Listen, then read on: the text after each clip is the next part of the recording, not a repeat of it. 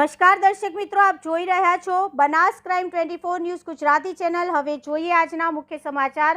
પાટણ જિલ્લાના રાધનપુર શહેરમાં જાણે વહીવટી તંત્ર તેજ નહીં તેવો અહેસાસ જોવા મળી રહ્યો છે।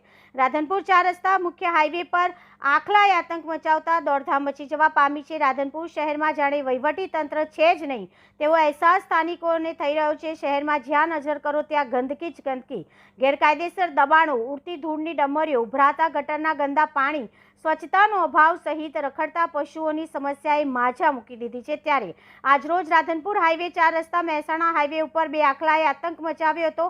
રાધનપુર શહેરમાં આખલા યુદ્ધ જામ્યું। આખલા હાઈવે ઉપર બાખડતા આતંક મચાવતા વાહન ચાલકો સહિત રાહદારીઓને પણ બન્યા પરેશાન। પાટણ જિલ્લાના રાધનપુર શહેરમાં રખડતા ઢોરનો સિલસિલો યથાવત જોવા મળી રહ્યો છે।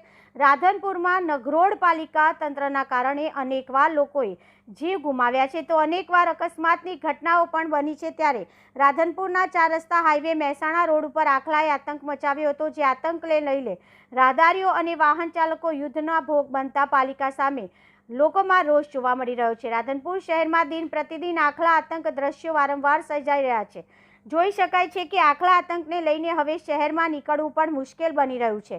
રખડતા ઢોર લોકોને દોડાવીને મારી રહ્યા છે। ત્યારે આખલા આતંકના કારણે તાજેતરમાં ભાભર 3 રસ્તા ઉપર પણ અગાઉ 3 લોકો ઘાયલ પણ થયા હતા, છતાં નગરોડ પાલિકા તંત્રના પેટનું પાણી હલતું નથી અને લોકો શહેરમાં ભયભીત જોવા મળી રહ્યા છે। રાધનપુર નગરપાલિકાની ટીમ રખડતા ઢોર અને આખલાઓને પકડવા નિષ્ક્રિય જોવા મળી રહી છે।